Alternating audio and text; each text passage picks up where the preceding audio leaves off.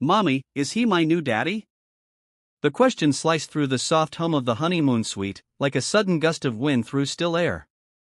Julie froze, her hand gripping the brass doorknob, heart clanging against her ribs.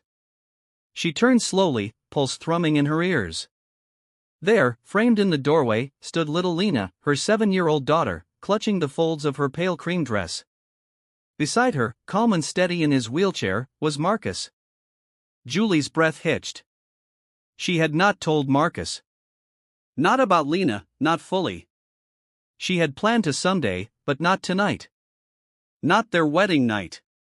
Marcus smiled gently, not a trace of judgment in his eyes. She was curious, he said softly. And honestly, so was I. Julie stared at him, confused and overwhelmed. Her words tangled in her throat. How? How did you? I've known for a while, Marcus said, his voice calm, reassuring. 6 months, maybe more. Lena looked between the two adults, her big brown eyes full of innocent questions she couldn't yet form into words. Julie knelt beside her, brushing a strand of hair from her daughter's cheek. You shouldn't be here right now, sweetie, she whispered, her voice cracking. No, Marcus interrupted gently. She should. This is her family, too. Julie looked up at him, tears pooling in her eyes. Why didn't you say anything? I wanted to give you time, Marcus replied, to tell me in your own way. I figured if you were still afraid, there had to be something you weren't ready to trust me with yet. Julie held Lena close, her heart aching with a strange mixture of shame and gratitude. She had kept Lena a secret out of fear of being judged, of being too much baggage, too complicated, too broken. And yet, Marcus, he hadn't turned away. I'm sorry, she said, voice barely above a whisper. I know, he replied. Then he took a deep breath, placed his hands on the arms of his wheelchair, and slowly pushed himself upright. Julie's eyes widened. Marcus, what are you doing? I need to tell you something, he said, now standing. His balance was a little shaky, but he stood tall, proud, steady. I can walk, he said quietly. Julie stumbled backward, gripping the edge of the bed for support. What? What do you mean? I've been able to walk short distances for a few months now with therapy, hard work. I didn't want you to know right away. I needed to know if you loved me for who I was, not for who I used to be, or who I might become again. Julie was speechless. Her mind spun with questions, confusion, frustration, disbelief. Marcus stepped forward slowly, cautiously. I was wrong to keep it from you. Just like you were afraid to tell me about Lena, I was afraid to show you this. I didn't want your love to change because of what I could do. Julie covered her mouth, the weight of everything crashing into her all at once. You think I loved you because you couldn't walk? She said, eyes wide with disbelief. You think I pitied you? No, Marcus said quickly. But I've lived long enough to know that people's love can change when circumstances do. I was scared. Scared of being wanted for my recovery instead of just for who I am. And perhaps it was in that moment when they dared to be honest, shedding the fear of being judged, that true love finally began. No more masks, no more unsaid truths, just two people choosing to love each other for exactly who they are, and a little girl waiting to step into a complete family. If this scene touched your heart, give it a like so we know it resonated with you. Don't hesitate to share your thoughts in the comments. Have you ever witnessed a love this brave? And if you want to see more moving stories like this every week, hit that subscribe button and turn on notifications. Thank you for watching, brought to you by BUP Stories, and remember, real love begins where honesty lives. Julie stood still for a long moment, then slowly crossed the room toward him. She took his hands, warm, trembling slightly, and looked up at him. You could have told me, she said, her voice breaking. We both could have been honest. I know, Marcus nodded. But maybe tonight we start fresh. Behind them, Lena had climbed onto the plush hotel couch, hugging a stuffed bunny, watching them with quiet understanding beyond her years. Julie glanced back at her daughter, then returned her gaze to Marcus. She saw him, really saw him for the man he was, flawed, vulnerable, strong, not because he could walk again, but because he dared to show her his fear. She's going to love you, Julie said. I already do. Marcus exhaled, eyes glistening. Then let's not have any more secrets between us. They turned toward Lena, who looked up and asked shyly. Can I sleep here with you tonight? Marcus grinned. Only if I get the middle. Lena giggled. And Julie laughed through tears. Something healing in that small sound. That night, in the quiet of their first night as a family, not just as husband and wife, Julie lay between the two people she loved most, no longer holding back, no longer afraid, not because everything was perfect, but because finally everything was real. The soft hum of the city outside the window filtered through the hotel curtains as morning light seeped in. Julie stirred first, eyes fluttering open to the quiet weight of reality settling in her chest. Marcus lay beside her, his arm draped over Lena, who had fallen asleep sometime between her story about third-grade recess and her questions about what daddies do. Julie watched them for a moment, two people who, just hours before, existed in separate corners of her life. Now here they were, breathing in sync, as if they'd always belonged to the same world. Her mind drifted back to last night, the shock of Marcus standing, his voice steady as he admitted the truth. He had been walking, and like her, he had hidden a truth he wasn't ready to share. She had spent so much time fearing her secrets would ruin everything, only to learn that Marcus had fears of his own. She slipped out of bed quietly, padding across the plush carpet to the kitchenette. The coffee pot hissed to life, and the scent of dark roast filled the room. Julie wrapped her arms around herself, lost in the rhythm of the brewing. Behind her, she heard movement. You always get up this early? Marcus's voice was groggy, warm, and rough in the way she adored. Teacher habits, she replied, glancing over her shoulder. He had sat up, legs stretched out, bare feet resting on the floor. I used to wake up even earlier when Lena was little. Marcus smiled, rubbing the sleep from his eyes. I don't know how you did it, raising her alone. Julie shrugged, turning back to pour 2 cups. You just do it because they need you, because you're all they've got. He was quiet for a moment, accepting the cup she handed him. I saw that in you from the start. Strength disguised as softness. She sat beside him, their knees almost touching. Why didn't you tell me sooner? I wanted to, he said, stirring in some cream. But every time I thought about it, I worried what you'd think. People always reacted differently when they found out. Some got hopeful, some disappointed, some started expecting more. Julie traced the rim of her mug with her finger. You thought I'd love you differently. I didn't want to lose what we had, Marcus admitted. And I figured if I could walk into our marriage, then maybe you'd expect me to be the man I used to be before the accident, but I'm not. I'm someone new, and I needed to know you could love this version of me.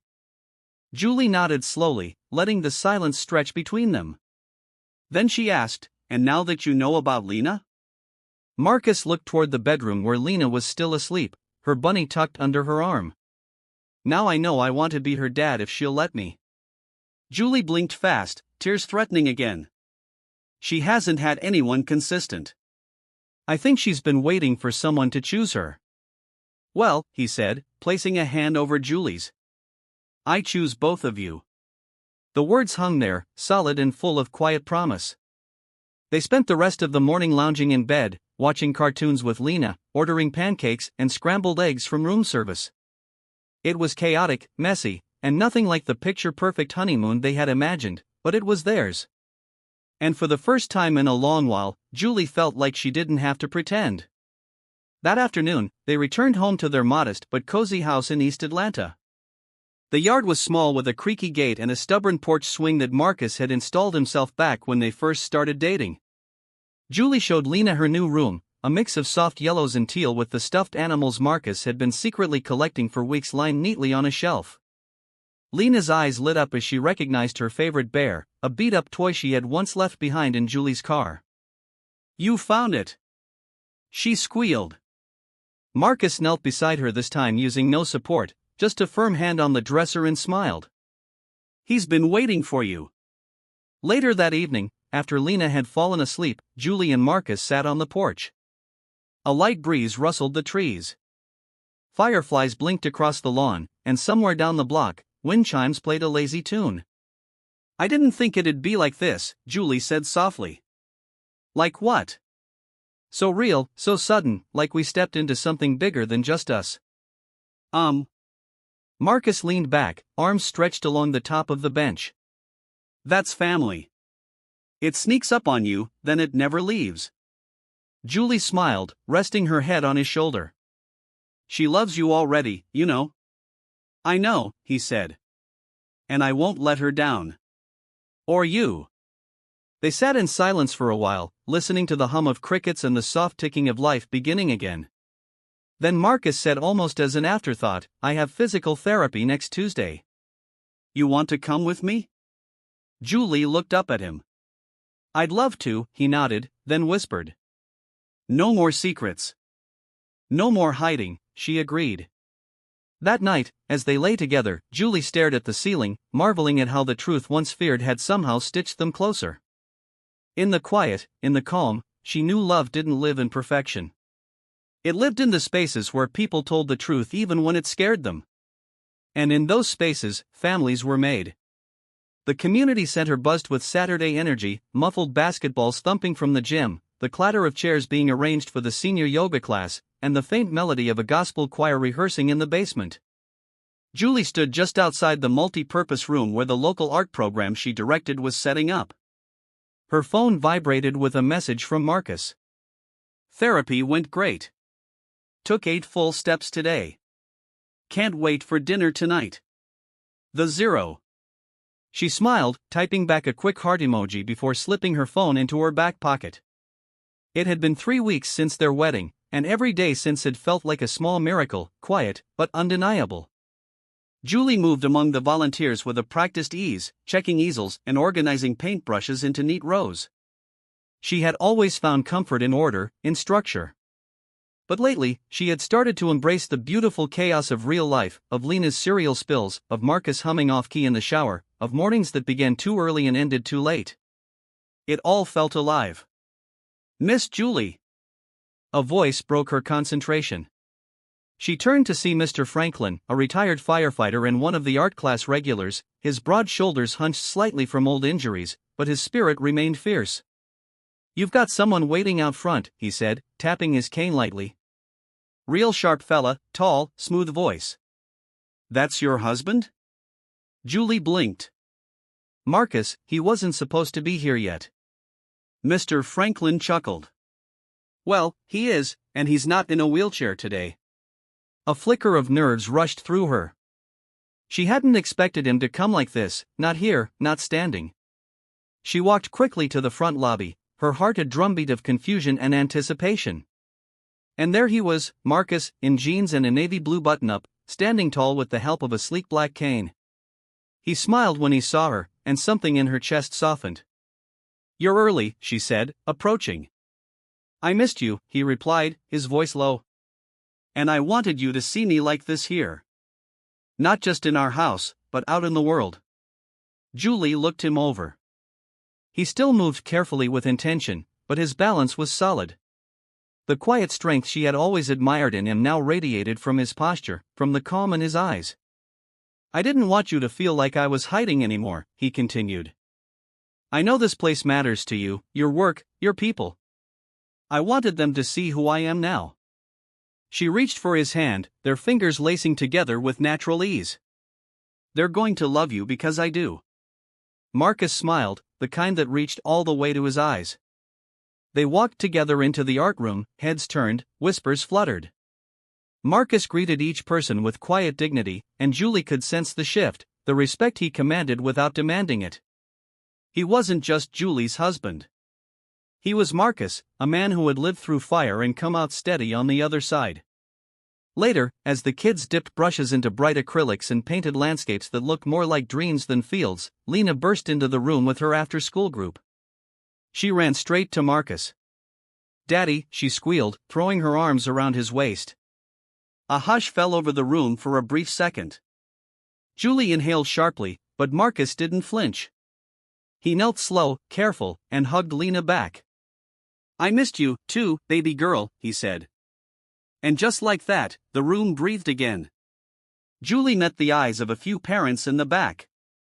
She recognized something there. Curiosity, maybe surprise, but also warmth, acceptance, the kind that's earned by truth. That evening, they sat around their small backyard fire pit. Lena roasting marshmallows while Julie poured wine into 2 chipped mugs. "I wasn't expecting the whole daddy thing," Marcus said, smiling as he watched Lena attempt to toast a marshmallow without burning it. Julie chuckled. "She's always gone with her gut." "She's got yours," Marcus replied, his tone fond. "Heart first, logic second." Julie looked over at him. The firelight danced along his features, casting gentle shadows. "How are you feeling?" "Tired," he admitted, "but proud. I wasn't sure I could do it. Be seen like that. Standing, walking, vulnerable." "You weren't vulnerable," Julie said. "You were real. That's what people saw." Marcus nodded slowly. Then he turned toward her. "There's something else I've been thinking about. Something we haven't really said out loud." Julie set her mug down. "Okay." He took a breath. "Do you think we could really do this? Raise her. Build something real long-term. No backup plan." Julie stared at the fire. The flames curled and shifted like thoughts unspoken. She reached for his hand again. "I do," she said softly. "Not because we have all the answers, but because we stopped hiding from each other, from ourselves." Marcus looked down at their intertwined hands, then at Lena, now with a marshmallow stuck in her curls and sticky joy all over her cheeks. "Okay," he said. "Then let's do this. Let's be all in." Julie leaned her head on his shoulder. "All in," she whispered. And in the stillness that followed, they didn't need music or promises or plans. They had a child's laughter, the scent of firewood, and the quiet echo of 2 people finally learning to walk beside each other, step for step, secret for secret, love for love. The sun filtered through the kitchen window in golden streaks as Julie flipped pancakes on the skillet, the scent of butter and cinnamon filling the room. Lena sat at the table humming a tune, scribbling flowers into her sketchpad, and Marcus leaned against the counter, his cane resting nearby, sipping coffee from his favorite Atlanta Braves mug. It was one of those rare Saturday mornings where nothing felt urgent. The house, though modest, felt warm, lived in. It was the kind of morning Julie had longed for, one that whispered normalcy. The kind built not on perfection, but presence. "You ever think," Marcus began, setting down his mug, "about inviting people over? Friends, neighbors, maybe have a little housewarming/we're married now thing." Julie raised an eyebrow, flipping a pancake with a graceful flick. "You, mister, I don't like crowds, you're suggesting a party?" Marcus chuckled. "Okay, not a party. Just something small. A dinner. A few people. Let them see us. All of us." Julie paused. She understood what he meant. It wasn't about celebration. It was about stepping into the light. No more hiding. No more carefully curated glimpses into their lives. Just authenticity. "I think that would be good," she said. "It might be time." That evening after dinner, Marcus called his cousin Aaron and invited him over. Julie reached out to her colleague Sandra, who had always been curious but kind. Within a week, they had 6 guests confirmed for Sunday dinner, a mix of family, co-workers, and one very nosy but well-meaning neighbor named Miss Evelyn, who had been watching them from across the street since the wedding. Julie spent most of Saturday preparing the house, wiping down baseboards, rearranging photo frames, and panicking over whether their couch looked too lived in. Marcus, for his part, made playlists, arranged the outdoor lights, and coached Lena on how to greet guests like a proper hostess, which mostly made her giggle uncontrollably. Sunday arrived with spring sunshine and a light breeze. Marcus stood at the doorway, tie slightly crooked, cane in hand as the first knock echoed. Aaron stepped in first, tall, clean-shaven and grinning ear to ear. "Well, I'll be damned. You really did it, cuz." Marcus grinned back. "Took me long enough." Aaron hugged Julie and Lena, who offered him a drawing of a dinosaur wearing sunglasses. "For your fridge," she declared. Aaron promised to hang it with honor. As more guests arrived, the house filled with soft conversation and laughter. Dishes passed from hand to hand, stories layered over the clink of silverware and the clatter of glasses. Lena buzzed between chairs, offering water and unsolicited fun facts about clouds and her favorite animal, which changed twice during the night. Julie watched Marcus from across the room. He moved among the guests with ease. Sometimes leaning on his cane, sometimes walking freely. He laughed, listened, told stories, and no one stared. No one whispered. He wasn't the man in the wheelchair tonight. He was just Marcus, husband, father, host. During dessert, Sandra pulled Julie aside near the kitchen. "You seem lighter," she said, biting into a slice of peach cobbler, "like you're not holding your breath anymore." Julie looked at her surprised. "I guess I'm not." "You picked a good one," Sandra added, nodding toward Marcus. Julie smiled. "He picked me too, even the messy parts." As the evening wore on, guests began to trickle out, leaving behind half-drunk wineglasses and napkins crumpled in laughter. Miss Evelyn stayed a little longer, helping clear plates and giving Lena a hand-crocheted bunny because every girl should have one from an old lady who knows a thing or two about life. When the last door closed and the lights dimmed, Julie collapsed onto the couch beside Marcus, barefoot and exhausted. "You okay?" he asked, draping an arm around her shoulders. She nodded, resting her head on his chest. "Better than okay." That felt real. Marcus kissed her hair because it was. Lena wandered in a few minutes later, her bunny tucked under her arm, and climbed onto Marcus' lap without a word. He adjusted himself to hold her properly. The motion so natural now it was hard to remember a time when it wasn't. "Did you like the party?" he asked. She nodded sleepily. "Everyone liked you and Mommy and me." "They didn't just like us," Julie whispered. "They saw us." Lena yawned. "I like when we're not secrets anymore." Julie looked up at Marcus and he nodded gently. "Me too, baby girl." Later, when Lena was asleep and the dishes were done, Julie stood alone in the doorway of the living room, looking at the space where strangers had become witnesses to their truth. She thought of all the days she'd spent trying to hold parts of herself back. The days she believed she had to earn love by shrinking, by hiding. And now she realized something simple and profound. Love didn't thrive in darkness. It needed a room full of light. And that's what they'd created.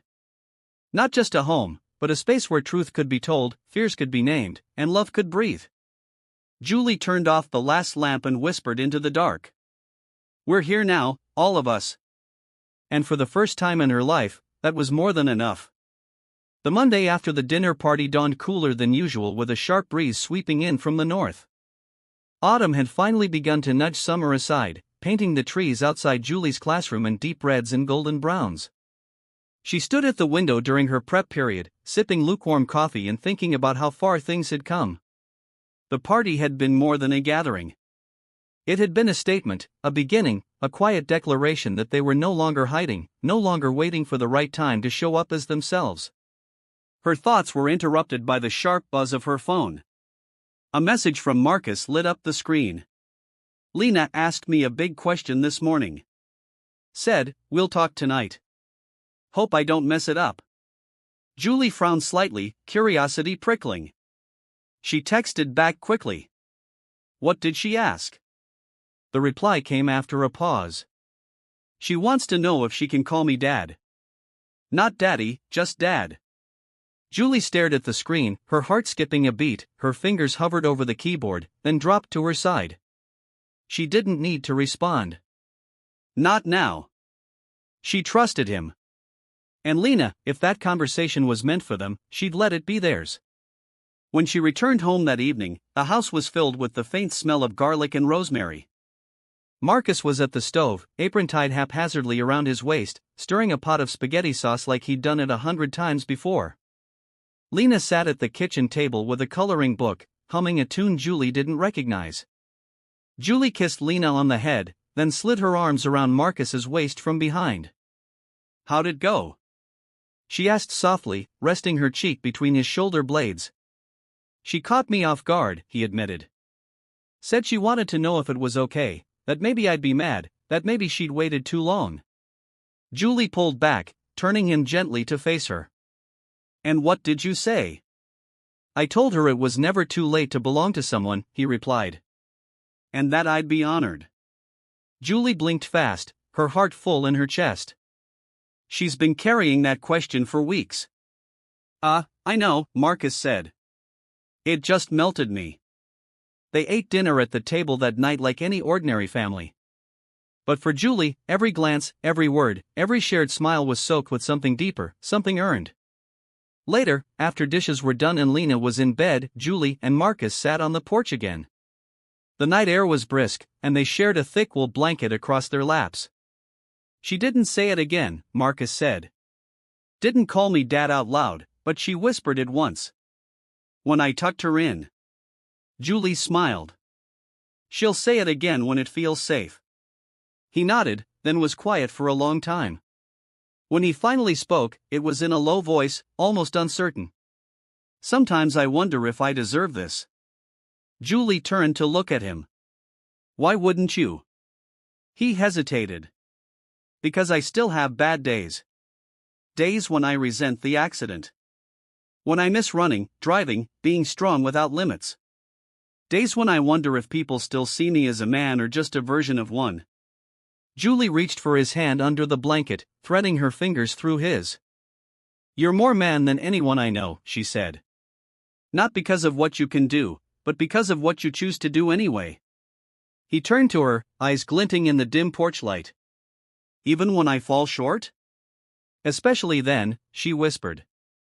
The silence between them was tender, full of shared understanding. They sat like that for a while, quiet, warm, whole. The next morning, Marcus dropped Lena off at school for the first time. Julie had asked him the night before if he was ready, and he had just smiled and said, I think it's time. They stood on the sidewalk in front of the school as Lena adjusted her backpack straps. Okay, she said seriously, no hugging in front of the kids.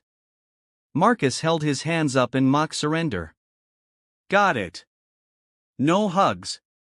Maybe just a high five. Lena grinned, then leaned in quickly and hugged him anyway, her arms tight around his waist. Bye, Dad, she whispered. Marcus froze, then smiled, blinking back sudden moisture. Bye, sweetheart. Julie watched from the car, her hand pressed to her chest.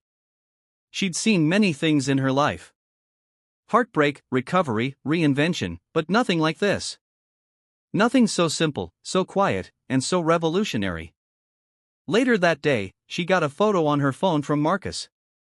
It was of his cane resting against a workbench, tools scattered across the background. The caption read, Rebuilding things, including myself. She smiled, tears pricking her eyes. At home that night, after Lena had gone to bed, Marcus held Julie close and whispered, She called me Dad. Julie nodded. I know. She meant it, he said. So did I, she replied. When I said yes to all of this. In that moment, beneath the soft hum of the house and the weight of everything they'd carried to get here, they didn't need anything else. They had each other. They had Lena. And now they had a beginning that no longer lived in the shadows. Love had stepped into the light, and it was walking steady. Julie awoke to the soft ticking of rain on the bedroom window. It was a gentle sound, one she usually loved. But this morning, it felt heavy, like the kind of rain that carried more than water. Marcus was already up, the faint smell of coffee drifting from the kitchen, and Lena's quiet footsteps echoed down the hallway as she hunted for her favorite rain boots. Downstairs, Marcus stood at the sink, his shoulders slightly hunched as he stared out the window. Julie approached and wrapped her arms around him from behind, but his body didn't relax into hers like usual. Something wrong? She asked softly. He shook his head, but didn't speak. Marcus? She pressed gently. He turned finally, eyes tired. My father called last night. Julie blinked. Your father? I didn't pick up. Just saw the missed call. He left a message. First one in over 5 years. She knew the story, or at least parts of it. Marcus's father had walked out when he was 13. There had been tension, anger, then silence, the kind that stretched across decades. "What did he say?" Julie asked. "Said he saw something about the art center event in the paper. Said he was proud. That he was wondering if we could talk." Julie hesitated. "And what do you feel?" Marcus's jaw tightened. "I feel like I shouldn't care, but I do. I feel like I'm 13 again, waiting by the window for someone who never showed." Julie reached up, cupping his cheek. "Maybe you need to hear him out for your own peace." Marcus didn't respond. He just stared at her with a complicated quiet in his eyes. Later that day, after Lena was dropped off at a birthday party, Marcus decided to take a walk alone. No cane, just his steps and the wind. And a city that had changed so much since he last walked its sidewalks with purpose. He passed the barber shop where he'd once sat beside his father, legs too short to touch the floor, watching as the older man told stories that made the whole room laugh. He passed the corner store where his father used to buy root beer for them to share. Every street carried a memory, and every memory carried weight. By the time he got home, Julie was in the backyard pulling weeds with Lena's tiny gardening gloves, the only pair she could find. She looked up when she heard him approach. "You walked far," she said, standing and brushing dirt off her knees. "I needed to," he replied. "I think I'm going to call him back." Julie nodded. "Do you want me there?" "No," he said gently. "I think this one's just mine." Inside, he sat at the kitchen table and stared at his phone for a long time. Then he called. The voice on the other end was gravelly, older than he remembered. "Marcus," his father said, "I didn't think you'd call." "I wasn't sure I would," Marcus replied. "I deserve that," his father admitted. "I don't expect anything. I've seen your name around lately. I wanted to say I was proud. That I'm sorry for all of it." Marcus swallowed hard. A lot of years passed. I know," the voice said. "And I don't get to ask for a place in your life, but if you ever want to talk or meet, I'd be honored." Marcus didn't answer immediately. His hands trembled, not from anger, but from the sheer weight of standing at the threshold of something he thought was permanently closed. "I'll think about it," he said, and ended the call. Julie didn't ask questions when he came back out to the yard. She just handed him a glass of lemonade and sat beside him in silence, letting the wind say what words couldn't. The next morning, Lena came downstairs with a drawing clutched in her hands. "It's us," she said proudly, holding it up. "You, me, Mommy, and a man with gray hair. I put him in just in case you ever want a dad again." Marcus stared at the picture, emotions crowding his throat. "That's very thoughtful, sweetheart," he managed. "You don't have to if you don't want," she added quickly. "I just thought maybe families can have more people, not less." Julie watched him quietly as he knelt and pulled Lena into his arms. "Sometimes, baby," he said.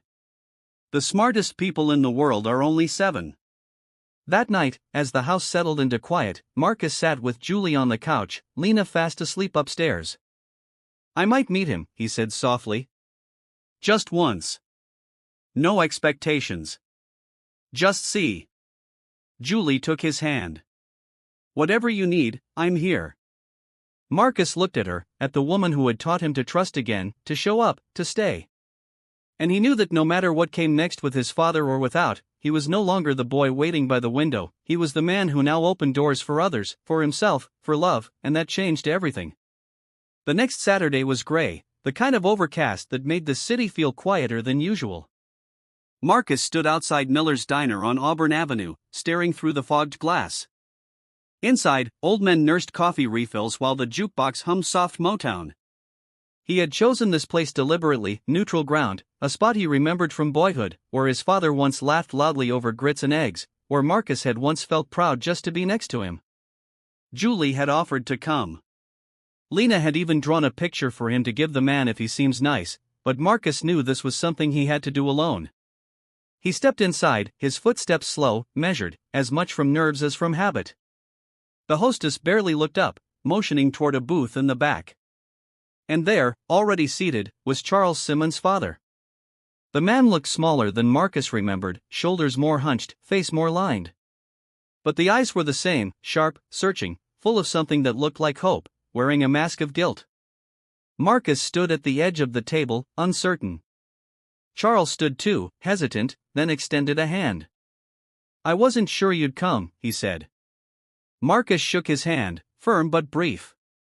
"I almost didn't." They sat for a few moments. Neither spoke. A waitress approached, poured water into their glasses, and took their order, coffees, one with sugar, one black, just like old times. "I don't know how to start," Charles said. "Finally." "Try the truth," Marcus replied. Charles nodded slowly. "I left because I was a coward. Your mother and your marriage was broken long before you saw it, but I stayed angry at life, at responsibility. I was scared of being a bad father, so I became no father at all." Marcus stared at the table, fingers tracing the condensation on his glass. "I needed you for a long time." "I know," Charles whispered. "And I wasn't there. Not for your graduation. Not after the accident. I read about it years later. I thought of calling, but I figured I didn't have the right." "You didn't," Marcus said plainly. "But that doesn't mean I didn't want you to." Charles took a deep breath, shoulders sagging. "I'm not asking to be your dad again. I know I lost that chance. I'd like to be a man you can talk to someday if you want." They ate in silence for a while after that. The food wasn't memorable, but the space between them shifted from tension to something more tolerable, like a bruise, no longer fresh, but still tender.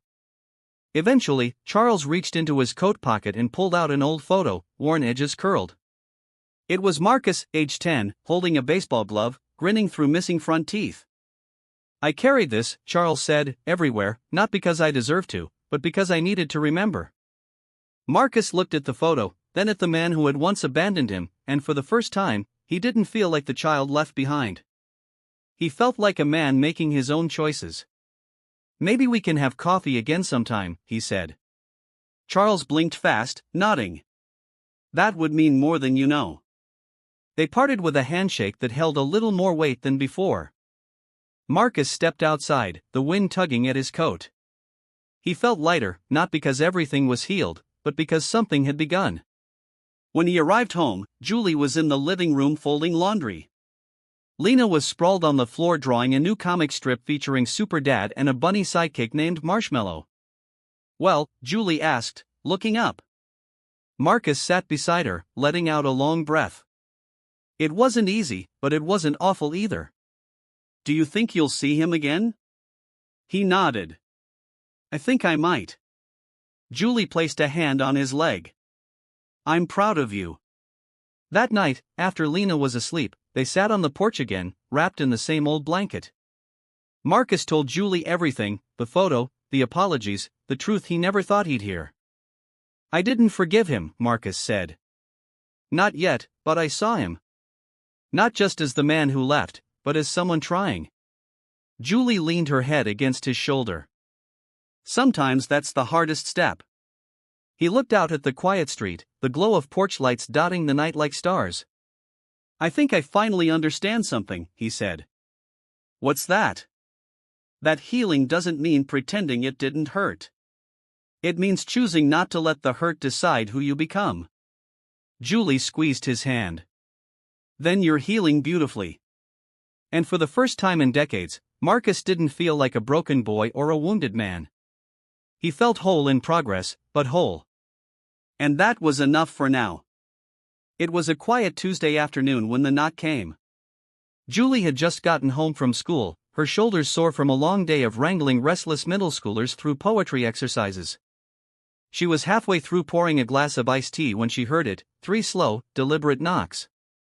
Not the hurried rhythm of a delivery driver or the careless thump of a neighbor. This knock had weight. She opened the door and found a woman standing there, no older than 50, with sharp eyes and tired grace. Her blazer was pressed, her shoes plain, and her presence familiar. "Can I help you?" Julie asked, stepping slightly into the threshold. The woman hesitated. "I'm looking for Marcus Simmons." Julie's breath caught. May I ask who's looking for him? I'm Regina, the woman said. I used to be, well, I'm his sister. Julie blinked. Marcus had never mentioned a sister. He's out right now, Julie said slowly. Would you like to come in? Regina nodded.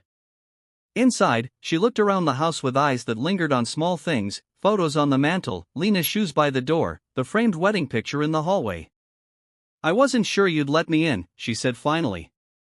I wasn't sure I should, Julie replied, setting the tea glass aside. Marcus never mentioned he had a sister. Regina winced. I'm not surprised. We haven't spoken in over 10 years. Julie's posture stiffened slightly. Why are you here now? Regina looked down at her hands, her voice lowering. Because I heard about the accident way back and I did nothing. Because I was angry. We both were. Marcus and I had a falling out before he left New York. I blamed him for something he didn't do. He stopped calling and I let him stay gone. Julie folded her arms. Why now? I saw his name on the community board online, a fundraiser, his name, and a picture. And I couldn't let another decade pass. I had to know if there was still a way back. Before Julie could respond, the front door opened again. Marcus walked in, holding Lena's hand, their cheeks pink from the brisk air. He froze when he saw Regina, his body tensed, jaw setting. Marcus, she said quietly. I know this is a shock. He let go of Lena's hand and stepped forward slowly. Regina. Julie stepped aside, unsure if she should stay or leave. Lena clutched her drawing pad to her chest, sensing the tension in the room. You look older, Marcus said finally. So do you, she replied. But stronger. They stared at each other, the air between them thick with everything unsaid. I'm not here to reopen wounds, Regina said, only to say, I'm sorry for everything. For not believing you, for walking away. Marcus inhaled deeply, exhaled slowly. You didn't just walk away. You told people I stole from you. You told Mom I lied. I know, she said, her voice trembling. I was wrong, and I've carried that weight for years. Marcus stepped back, shaking his head slightly. I rebuilt everything from scratch.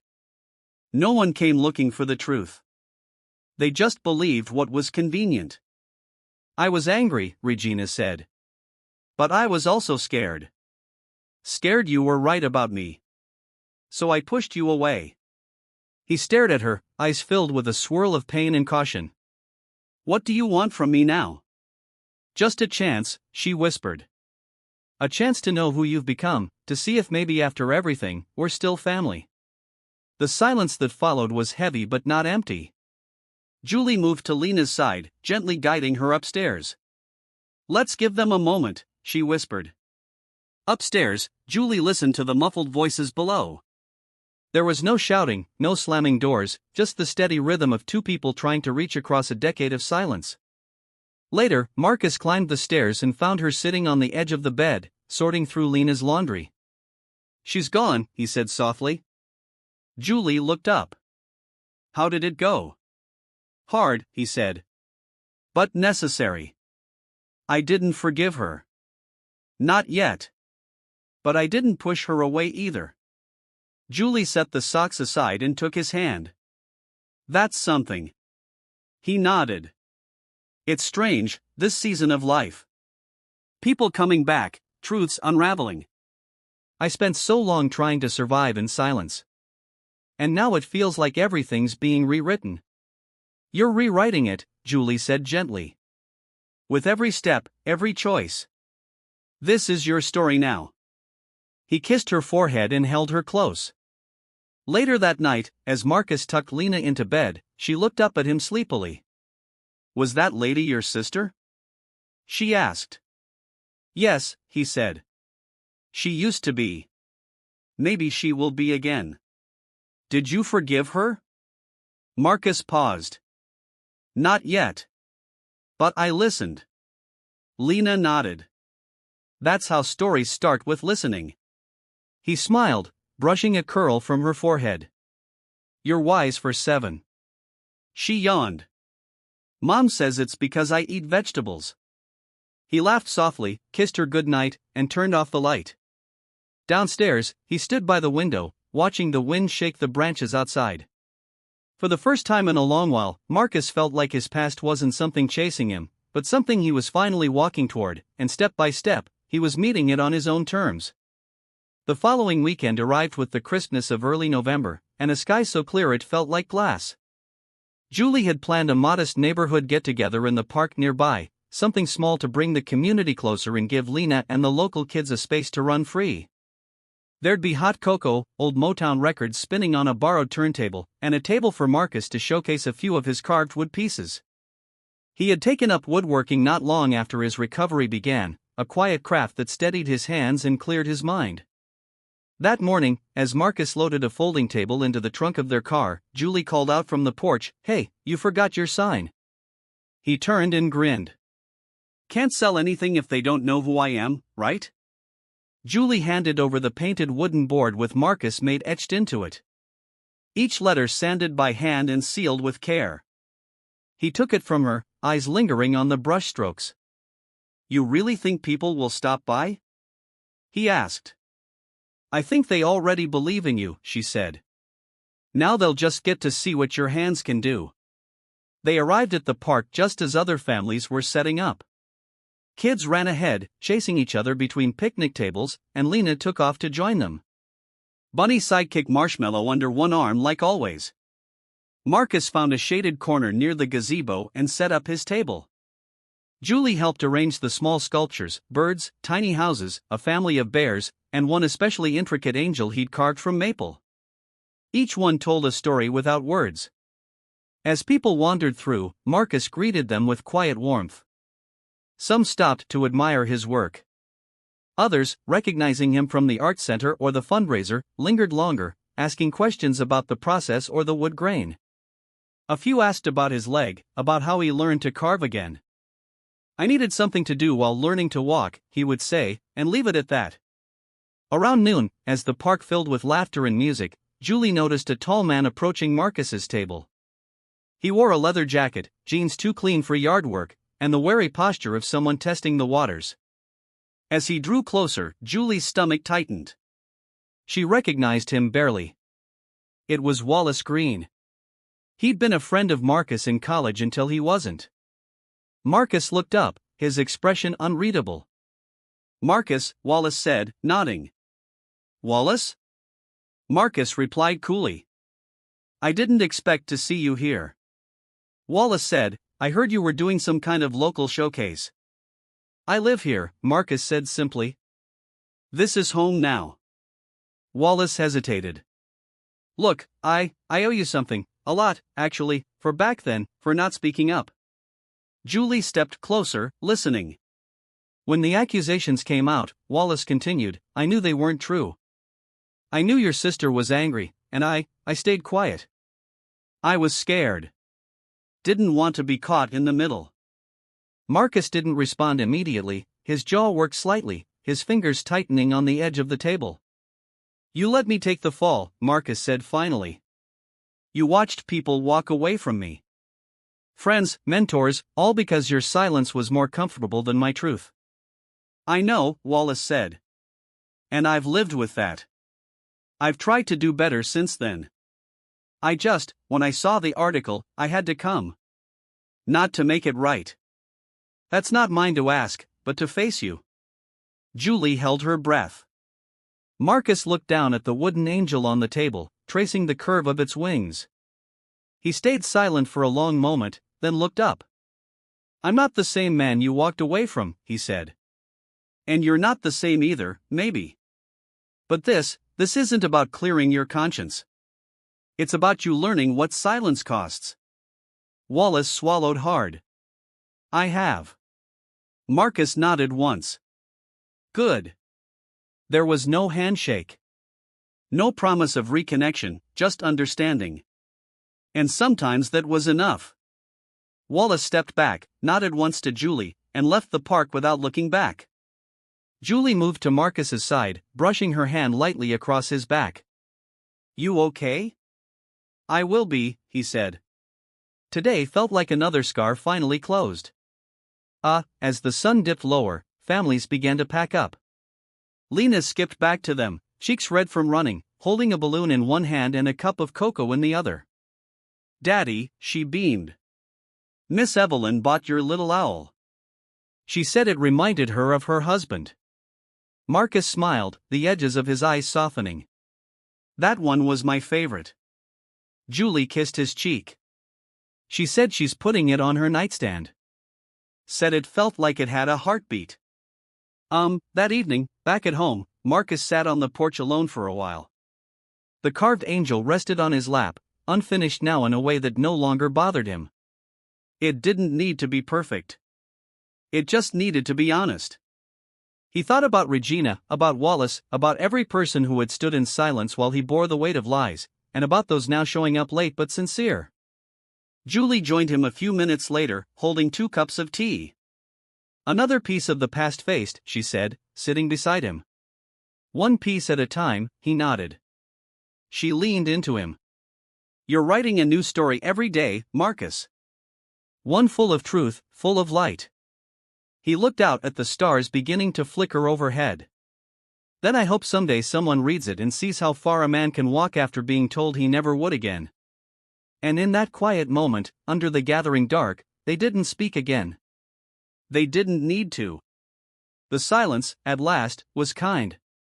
It was a rainy Thursday when Julie found the envelope tucked between pages of her old poetry book she hadn't opened in years. It was addressed in her own handwriting. No stamp, no date, just her name on the front written in a slant that trembled with uncertainty.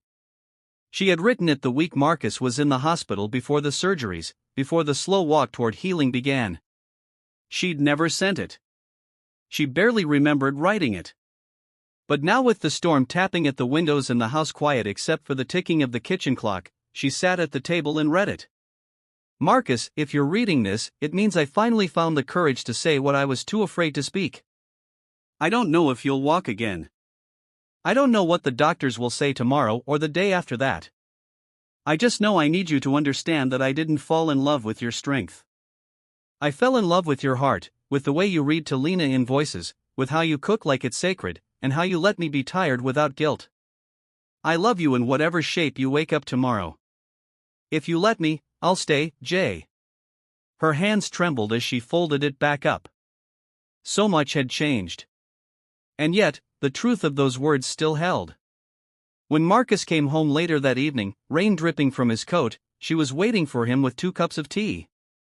You remember that old poetry book you gave me? She asked, handing him a cup. The blue one with the cracked spine. Of course, he said, peeling off his wet jacket.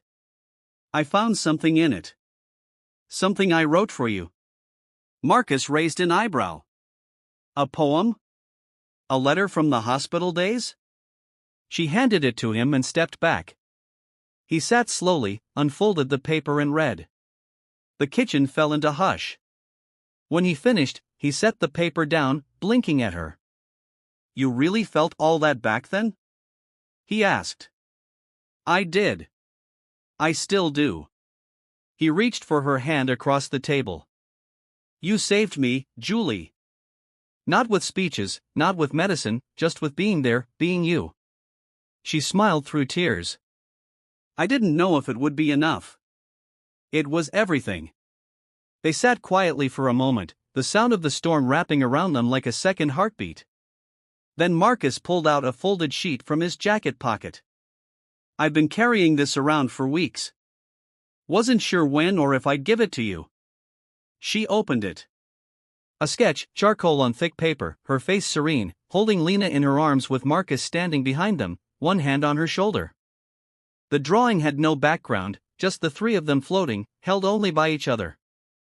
It's how I see us, he said. No noise, no past, just now, just us. Julie touched the paper gently. It's beautiful. That's what healing looks like to me, he said. Not perfection, just wholeness. They were interrupted by the thud of Lena's footsteps on the stairs. Mom, Dad, she called. The roof's leaking again in the hallway. Marcus stood with a groan. Back to reality. Julie laughed. I'll grab the towels. They fixed the leak together. Marcus holding the bucket while Julie balanced on a stool, patching the ceiling with tape and optimism. Lena watched like it was the most exciting thing she'd seen all week. Team Simmons saves the day, she announced proudly. Every time, Marcus grinned. Later that night, once the leak had stopped and Lena was back in bed, Julie and Marcus sat on the couch watching the news on low volume.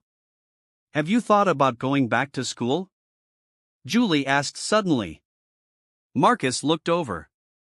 You mean college? Yeah, you talk about your old architecture dreams sometimes. Maybe it's not too late.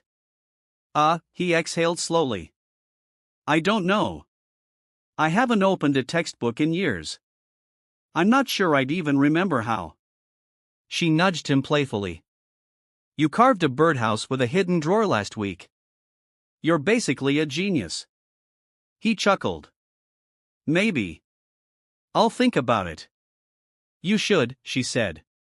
Not because you have to prove anything, but because I think you'd be damn good at it. He looked at her, really looked, and saw no doubt in her eyes. Only belief, the kind that built people up, one word at a time. That night, before bed, Marcus pulled out his laptop and opened a tab to the local community college's website. He didn't fill anything out. Not yet, but he didn't close the tab either. Progress. He joined Julie in bed and pulled her close, her body warm against his. You saved me, he whispered again. You saved yourself, she murmured back. I just kept the light on. Outside, the rain slowed. The leak was quiet now. And upstairs, in her dreams, Lena drew worlds where families floated through storms and always found their way home.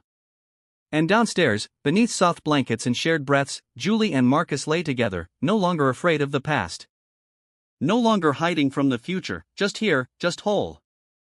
The invitation came on a cold Monday afternoon, tucked into a plain white envelope with Marcus' name printed in clean serif type. Julie found it in the mailbox, nestled between a utility bill and a coupon flyer. She turned it over in her hands twice before bringing it inside, curiosity quietly blooming in her chest. Marcus was sanding a block of walnut wood in the garage when she stepped in, envelope held delicately like it might change everything. This came for you, she said. He wiped his hands on a towel, then took the envelope. The return address read New York School of Architecture Alumni Association. He stared at it for a long moment before breaking the seal. Inside was a formal letter and an embossed invitation to the school's winter symposium. They want me to speak, he said quietly. Julie blinked. To speak? He nodded. About rebuilding? About recovery, about how design and purpose intersect after trauma. Marcus, she whispered. That's incredible. He smiled faintly, still staring at the page. They must have seen my name on the community panel from last month. They see you now, she said, touching his arm. I'm not sure I'm ready to be seen like that, he said. Not on that scale. Julie knelt beside him. You don't have to be ready. You just have to be honest. Later that night, after Lena had gone to bed and the house settled into the hush of evening, Marcus sat on the porch alone with the invitation in his lap. The night was sharp with frost, and his breath ghosted out in pale ribbons. His mind drifted to memories he rarely touched, lecture halls, design critiques, nights spent sketching under lamplight with more ambition than sleep. He remembered the first time he'd presented a model, how his hands had shaken, how he'd almost walked out before it was his turn, and how his professor, a stern woman with kind eyes, had said afterward, "You don't need to impress anyone, Mr. Simmons. Just tell the truth through your work." Now, 2 decades and 1,000 setbacks later, someone had asked him to do just that. Inside, Julie watched from the kitchen window, letting him have the moment. She knew what it meant. Not just the invitation, but what it represented. The circle beginning to close. The story long buried, unfolding on his terms. The next morning, he accepted. He emailed the alumni coordinator with a simple message. Thank you. I would be honored to share my story. In the days that followed, Marcus prepared quietly. He sketched ideas, scribbled phrases on napkins, rewrote his opening paragraph 6 times. Lena watched with curiosity and asked if she could help. "Want to be my assistant?" he asked, grinning. "What does an assistant do?" She replied. "Keep me calm. Remind me to breathe, maybe carry my bag like a superhero sidekick." Lena nodded solemnly. "I accept this mission." The night before the symposium, Julie found Marcus sitting on the edge of their bed, staring at his note cards. "You nervous?" she asked, sitting beside him. "Terrified," he admitted. "But not the kind that makes me want to run. The kind that makes me want to do it right." "You will," she said. "Because you're not doing it for them. You're doing it for the boy who sat by the window waiting for his dad. For the man who taught his hands to create again. And for the little girl who calls you dad because you earned it." He looked at her, eyes shining. "How do you always know the right thing to say?" "I don't," she said. "I just know you." The day of the event arrived clear and bitterly cold. Marcus wore his only suit, the one they bought for their courthouse wedding, and a tie Lena picked out, deep navy with small silver stars. "You look like you're about to accept an award," Julie said, straightening his collar. "Just hoping not to faint," he joked. At the venue, the auditorium filled slow, students, faculty, alumni, even a few people from their town who had driven up to support him. Julie and Lena sat in the front row. Regina, his sister, had made the trip, too, sitting quietly near the aisle with her hands folded tightly in her lap. When Marcus took the stage, the room went still. He stood behind the podium, glanced at his note cards, then set them down. "My name is Marcus Simmons," he began, his voice steady. "I used to think my story ended 10 years ago in a car accident, but I was wrong." That was just the moment the page turned. He spoke for 20 minutes about loss, about shame, about silence, and about rebuilding, not just with wood, but with trust, with courage, with love. "I learned to walk again," he said near the end. "Not because I was determined, but because I was believed in. First by a woman who saw through my silence, then by a little girl who called me dad before I fully believed I was worthy of it, and finally by myself." When he finished, the room erupted in applause, not polite, not obligatory, but real, the kind that wrapped around the soul. Afterward, as people gathered around to speak to him, Marcus made his way to Julie and Lena. "You did it," Julie said, eyes bright. "I did," he breathed, overwhelmed. Lena held his hand tight. "You sounded like a superhero." "Oh." He smiled, lifting her into his arms. "That's because I had one in the audience." That evening, back at the hotel, Marcus sat with Julie on the tiny balcony outside their room. Below, the city glimmered. "I feel different," he said. "You are?" she replied. He turned to her, voice low. "I think I want to go back to school, not to finish what I started, but to start something new." Julie grinned. "Then we'll make it happen." And as the night unfolded around them, filled with the gentle hum of traffic and promise, Marcus felt the ground beneath him steady, solid, real, not because life had gone according to plan, but because love had rewritten it with truth. Spring arrived late that year. The cherry trees lining Maple Street blossomed 2 weeks behind schedule, but when they did, it was glorious. White and pink petals danced in the wind like confetti, littering the sidewalks in soft layers. Marcus stood at the edge of the community garden, hands in his pockets, watching as Lena skipped between the rows of tulips, her laughter lifting like birdsong in the air. He'd been teaching a woodworking class on Saturdays, a free program for local teens at the Arts Center. What began as a pilot project now had a waitlist, and Marissa, unsure if he even belonged behind a podium, had become the anchor. The kids listened to him not just because he had skill but because he had lived. His scars were visible, but so was his resilience that gave him authority no degree could match. Today was the final session of the spring term, and the teens had each built their own birdhouses, some crooked, some perfect, all full of heart. Marcus walked along the tables, inspecting the creations with pride. One of the students, a quiet boy named Isaiah, approached him, holding a sketchbook. "I drew something for you," he said. Marcus opened it. Inside was a pencil sketch of a man standing beside a tree, carving its bark, while a young girl held up a lantern beside him. The caption beneath read, "He built homes, but more than that, he built us." Marcus felt his throat tighten. He closed the sketchbook carefully and looked Isaiah in the eye. "You've got a gift, and not just with drawing." Isaiah nodded shyly. "You taught me how to stay. Even when it's hard." Later that afternoon, Marcus returned home to find Julie on the porch, a glass of lemonade in hand, and a stack of open mail on the table. "There's one you might want to read right away," she said, handing him a thick envelope. He sat beside her and opened it. Inside was a letter from the admissions board of the university's graduate program in community design and urban planning. "Dear Mr. Simmons, we are pleased to inform you that you have been accepted into the fall cohort of our master's program. Your personal story combined with your community work and design vision stood out among a competitive pool of applicants." Marcus blinked, reading it again, then a third time. Julie waited patiently, not needing words to know the weight of the moment. "I got in," he said softly. She reached for his hand. "Of course you did." "I didn't think I would," he confessed. "You're not the man who used to doubt," she replied. "You're the one who kept standing even when everything tried to pull you down." That evening, they celebrated in their small kitchen with pizza and root beer floats. Lena made a paper crown for Marcus and insisted he wear it through the entire meal. They laughed. They danced to an old Marvin Gaye record. It wasn't fancy, but it was perfect. As night fell, Marcus stepped outside alone, the cool air brushing his face. Across the street, porch lights flicked on one by one. The neighborhood had changed him. Or maybe it simply revealed him, the man he always could have been if someone had believed in him early on.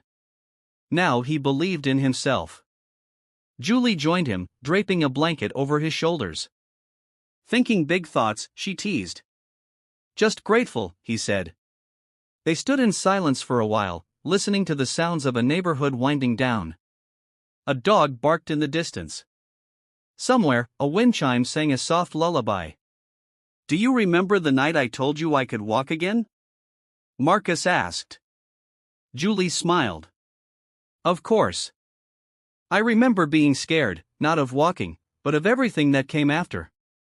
Like somehow I didn't deserve this second chance. And now I know second chances aren't given, they're built moment by moment, choice by choice." She leaned against him. "You built this life, Marcus. Every nail, every word, every truth." He looked at her, eyes full of quiet awe. "We built it." The next morning, Marcus dropped Lena off at school.